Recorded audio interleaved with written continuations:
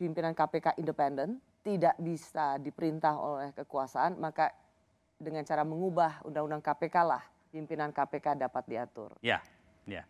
Itu salah satu yang setelah kejadian revisi Undang-Undang KPK kemudian menjadi perenungan saya.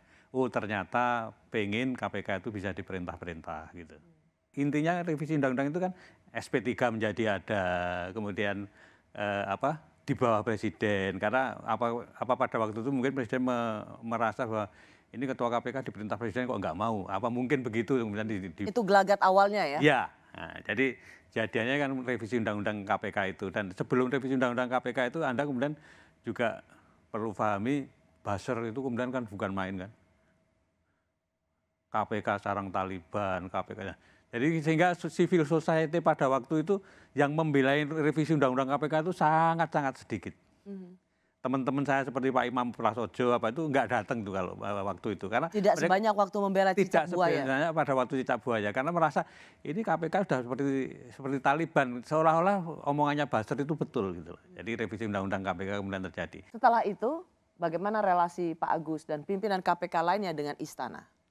Pada waktu revisi Undang-Undang KPK semua orang mungkin tahu pengen ketemu nggak diizinkan. Bahkan bukan hanya ketemu presiden, ya, ketemu Menteri Kumham saja tidak diizinkan. Saya kemudian diajak Pak Laude Muhammad Syarif ya, ketemu dengan Menteri Kumham, tapi draftnya juga nggak ditunjukkan. Jadi sampai terakhir tuh kami nggak tahu sebetulnya yang direvisi ini apa, itu kita nggak tahu. Bayangkan revisi Undang-Undang KPK selesai dalam waktu berapa? 12 hari dan pimpinan KPK sama sekali nggak tahu apa yang direvisi sampai terakhir. Jadi benar dong KPK sekarang alat kekuasaan untuk menginjek orang? Ya bisa jadi itu loh. Apakah pimpinan KPK yang sekarang masih punya tabungan moral untuk dipercaya? Atau mereka semua harusnya diganti? Memulai dari awal.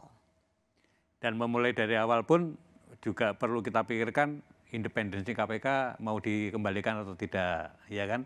Kemudian bagaimana menjaga marwah KPK seperti dulu-dulu bisa terjadi itu memerlukan komitmen banyak pihak untuk bisa mewujudkan. Artinya Pak Agus mau mengatakan dengan undang-undang KPK yang sekarang sudah direvisi, rasanya itu mustahil.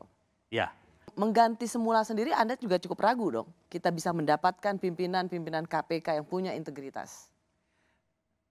Saya kok masih optimis kalau itu, asalkan ya itu tadi panselnya betul-betul orang yang terpilih, orang yang benar, karena seperti kejadian yang tahun 2015 pada waktu panselnya benar kan kemudian juga ternyata masih bisa muncul orang-orang yang cacatnya tidak terlalu banyak gitu.